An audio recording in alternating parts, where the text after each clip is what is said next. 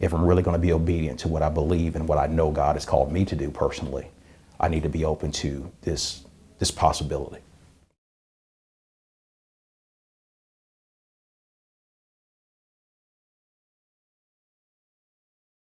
First off, congratulations again on the new role. For folks who don't know you, coming into this position, how long have you been serving in the role that you're in right now here in Collin County? I have been serving in this role since 2016. And you've been doing this for a long. I mean, starting off in 2005 as an officer, you know, a detention services officer. What keeps you in this line of work? I mean, what do you like about it? You have to be passionate about it because it's not an easy job. Well, absolutely. And just to clarify, if I heard you correctly, I started as a juvenile probation officer. Probation officer, excuse me. Yes, sir. Not a problem. In this department, in this arena, what keeps you in this line of work? It's a calling. And in fact, I've always been very vocal about that.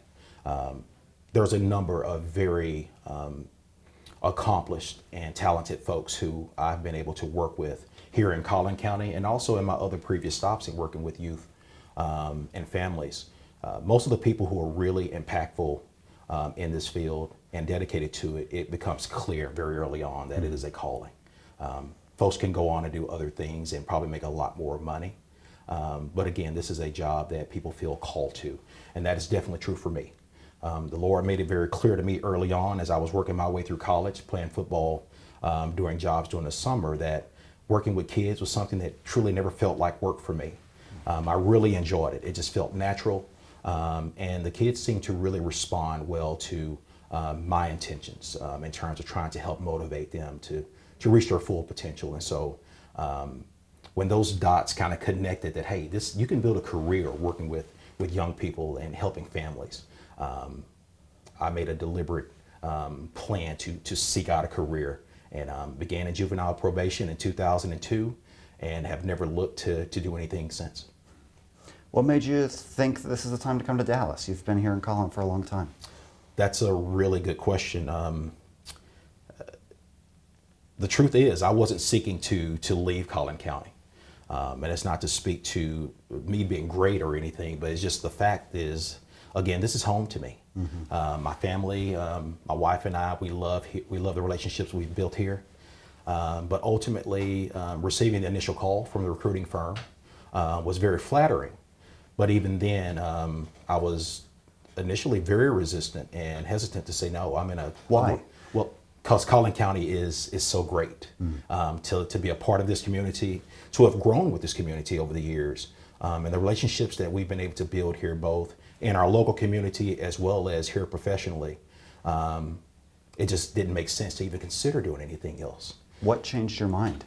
Well, listening to the recruiter in terms of what they were seeking, getting more information about the need, really spoke to my heart and my spirit in terms of what I believe I'm called to do in terms of making a positive impact. But outside of that, having conversations with Mr. Mike Griffith, who is the interim director, who his reputation, of course, is outstanding here in Texas. And over the years, in different capacities, I've got a chance to really, I've learned to really respect him and to understand his passion for this work, which I believe we're very similar in that regard. But talking more with him and just taking some time to be really prayerful and quiet about, Lord, is this something you would want me to entertain? And ultimately, that's where I ended up getting that. I do think it warrants me, if I'm really going to be obedient to what I believe and what I know God has called me to do personally, I need to be open to this possibility. As the opportunity came along, I mean, I'm sure, speaking with the interim director and seeing some of the reports that have come out, understanding the kind of history of this facility and the department just to the south, this department area that's had some recent challenges. What do you think of coming into that space in a department that has had some challenges in it? Well, at the end of the day, I can't say that that's not a concern. But I'm also, I think it's easy to understand too, though, that if things were perfectly in place and things were selling fairly smoothly, my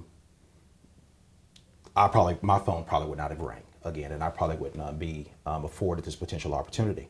So as an outsider reading the news media and the stories, but also through my engagement with some of the state work that we're doing. As an outsider, again, I'd be remiss if I didn't say the past reports were concerning. However, at the end of the day, I do know that there is a significant group of stakeholders in Dallas County that are committed to doing this work and doing it at an exceptionally high level. I've had a chance to meet with some of those folks already. I've also had some very encouraging conversations with some of the senior level administrators and the commitment that has been voiced to me in terms of moving Dallas County forward, moving it back to prominence, moving it back to excellence. Was very encouraging, and I still feel passionate that there's important work that lies ahead, but that work can be done successfully. What'd you think when you saw some of those reports come out? You alluded to it earlier. What'd you think of that? Well, again, having been in this business for more than 20 years, the reports are concerning. But I do know, having done this work, again, that things do happen when you're dealing with a high risk, high needs population. But at the end of the day, it's about making sure that when you have incidents, those incidents or whatever they may be are isolated. So again, concerned like anybody else who are reading those stories, but again, not discouraged in that I think the work and the things that lie ahead, the important work and the things that need to be addressed can successfully be navigated. How do you go about doing that? I think it's one day at a time, and starting how you want to finish. I'll need to go in and do some analysis myself. Again, I'm not pretending to come in to be the savior for Dallas County. That's not my style. I want to go in again and continue to partner and learn the good things that are going on in Dallas County, because again, I know that all is not bad with Dallas. If I believe that, I wouldn't be going. There are some good things that need to be built upon. Mike Griffith, I know, has come in, and by all indications, he's come in and taken a lot of swift and impactful action to start moving Dallas County in the right direction. And I'm just looking to come in and to build on that. I'm not going to be Mike Griffith. Mike Griffith is a legend as it relates to juvenile justice here in Texas. I'm not him. I'm not going in to pretend to be him. But I just want to go in and be authentic in terms of what I've always contributed to this field. And that is a very intentional, passionate approach to fostering community protection, to restoring kids and families to the fullest extent possible, making sure victims are restored as well, and trusting God for the outcomes. And that's what I want to bring, and that's what I've shared with those who have asked me that question: what will be different? I can't say what will be different. All I can speak to is, again, what I'm committed to bringing, and speaking to what God has shown me in terms of him being faithful to my call to it. So when we look at some of the stories that have come out and see not just the incidents that have happened, but also the way that the past administration handled some of those incidents publicly and in dealing with the juvenile board, do you think there's a culture problem in the Dallas department? I don't know. I'm only privy to what I've been able to read and see in the media. And so I'm going into this with my eyes wide open. And that at the end of the day, I want to go in and make the appropriate assessments as the new director for Dallas County, and to follow through with what action needs to be taken based on those findings.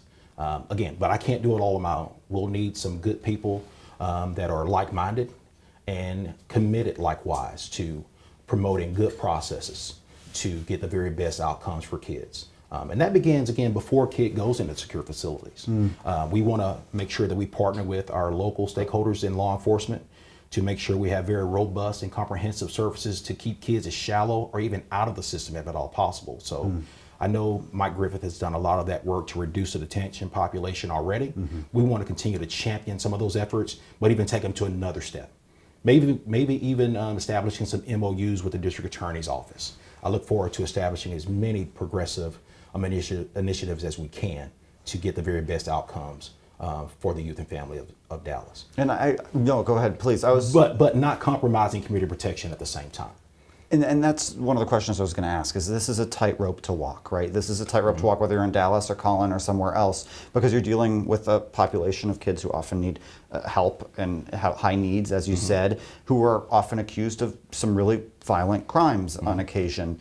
How do you balance that, the accountability, the rehabilitation, the community safety that all come together in this space? That's a great question, and it's one that we deal with every day here. And so that's one of those core pillars to the juvenile justice system that travels well, if you will. You know, we don't want to go in, or I don't want to go in with the approach that, again, I'm all-knowing. It's going to be important that we collaborate, and that means sitting down with youth and families and understanding what the previous history has been, understanding what previous traumas they've been experienced or been exposed to, and coming with a comprehensive, robust plan that makes sense for everybody involved whenever you can. Now, outside of that, it's also very important that we leverage evidence-based practices and programs with proven outcomes. We want to make sure, again, that we're very deliberate and intentional in terms of getting the very best outcomes for kids and families. One of the things that makes me think of is some of the details in the report of kids being kept in solitary confinement for extended periods of time. Talking with some of the juvenile board members, that was a key thing that they were looking for in the next director, is how the next head of this department was going to think about keeping kids in their cells by themselves. What is your position on solitary confinement for juveniles? Well, my position is to make sure that all operations, whether it's here in Collin County or anywhere that I'm associated, is compliant with applicable law. And so I'm not a supporter of solitary confinement. I think the research is very clear about the detrimental impacts of solitary confinement. And so it's not a practice that I would condone or one that I would support. And so it's something, again, that I'm very passionate about. At the end of the day, I don't say that to pass judgment or conjecture on what may have occurred there, but for me personally, it's not a practice that you will ever see my name signed on. I have two questions about staff and the team that you plan to bring in. One of them is, how do you, I mean, this is a department in a field that often struggles to recruit people and to hire people in. How do you think about going about doing that, one? And two, do you plan to keep some of the same staff who are there now, some of whom have been named as part of the problem, if you will, in the surprise inspection and some of the state inspection? Well, in terms of recruitment, during the Great Resignation, we all experienced those hardships in terms of losing staff and then being able to recruit and retain staff. And so we have some practices here in Collin County that I think would be extremely impactful and will travel well to Dallas County in terms of being very intentional in terms of recruitment strategies with universities, but also making sure we're taking advantage of all of our social media platforms, and maybe even giving incentives for people to come in terms of pay incentives. And so being very deliberate and intentional, and maybe even having what we did here in Collin County, we had like a vocational assembly line one day where we brought in a large cohort of prospective employees, and instead of all of the different variables being kind of piecemeal to get someone to the actual hire date, we had everything set up where people could come in and potentially take care of all of those very important facets to the interview process and the hiring process in one day. Again, just like an assembly line. And so those type of strategies are some of the things I would hope to bring to Dallas County that would help. In terms of retention, that goes to, again, building up a strong team and culture of support.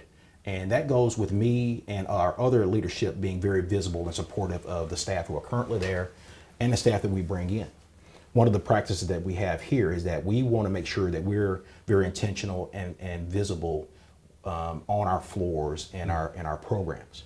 And I've said this, I think, in the interview process, that serves two different goals. Number one, it lets our staff know that that they have the support of executive leadership within the organization, that we're there, that we're really living out an open door policy and open communication of support, because we're just not walking through, but we're checking on them, building relationships with all of our staff. But number two, building relationships with the kids that you're working with as well, the kids and families. My experience over the years has shown that when the kids know that the executives care, show a genuine interest in their well-being, how they're being treated and what's going to happen with their cases overall, it impacts them in a very positive way. And so that's what I'll hopefully be bringing to Dallas County as well. In terms of people who are there now who maybe have been accused of being part of the problem, do you think that they can stay? That's something I don't know, honestly. Again, as I said earlier on, I need to go in and make some assessments of my own. Obviously, I think it'll be important to really evaluate whatever findings may lie in future investigative processes. But at this point, again, I don't have enough information to say yay or nay on that. But again, it's important to make sure that people have due process. But it's also just as important to make sure, again, that appropriate action is taken just based on whatever those findings may be. I just have a quick handful more questions for you. One of them is one that you alluded to already, stakeholders in the community who have, I think it would be fair to say, I don't want to put words in their mouth, but I think it would be fair to say there are stakeholders in the community who have lost trust in the prior administration, and you've spoken to some of them, and I imagine they voice something along those lines. How do you go about restoring that kind of community trust and accountability within this department? I think it's a great question. It's something that I've observed, again, just as an outsider, but I think it goes with transparency, number one. Juvenile records and processes are protected under the current law, but there are so many conversations and processes that can be discussed very openly and transparently. And I think those genuine conversations with those stakeholders, listening to them in terms of understanding where they're coming from, being responsive to if they have concerns, will go a long way to restoring community trust. And it's very important to me. Relationship building and having the trust and confidence of those that you're called to serve is critically important. And so those are some of the things I'm gonna be looking to do. Make sure that I try to do my best to make sure my door is always open, and I promote transparency in terms of, again, what's happening with the kids in the community, in terms of their treatment, but also with their outcomes as well. My last question for you, sir, is this. When you walk into this department in mid-February, start analyzing the challenges, the opportunities, the strengths that you see there, what do you hope Dallas County Juvenile Services looks like and is known for in a year, in 3 years, and 5 years under your leadership? That's my favorite question you've asked today. I'm a big dreamer. At the end of the day, I want to believe that I've taken Collin County to significantly greater heights since I've been here and been afforded this opportunity. Dallas County has enormous potential. And in fact, the potential of where Dallas County can and should be is one of the things that Mr. Griffith and I talked about, and it really encouraged me to be open to making this move. With the work that I'm doing on the advisory council for the state of Texas and the need that we have as a state system to grow juvenile services for better outcomes, to expand regionalization, to keep kids closer to home, to keep kids in their communities, I think the sky's the limit for Dallas County. I really do. I'm really looking to have Dallas County be at the forefront of leading the state of Texas. And based on the resources that I've been made aware of that are available in Dallas County, the community support that Dallas County has had historically, and the commitment that has been voiced to me from community stakeholders already, and also the leadership of Dallas County with the Juvenile Board and the respective members I've already spoken with, I'm excited. I'm looking for Dallas County to lead reform in Texas and be the leader. Thing for next year for me would probably be, one word is tough, but if it's one word, it's faith. Because at the end of the day, for me personally, there wasn't a whole lot when I did the academic exercise to potentially leave Collin County to say, yes, Lynn, let's take this on. But recognizing again my call to service in this respective field, and to say, you know what, I'm going to walk in faith in terms of continuing what God has been very faithful to me and my career in doing. It's faith. I was posed a question by someone, well, why is this going to be different under you? Why are you going to be different? And I told them I don't know why, but I do know this. I know God has been faithful to me in my call to this work and everywhere that I've been. And so I'm encouraged and I'm optimistic to just submit the work as an offering, as I've always done. And God will bless it as he always has.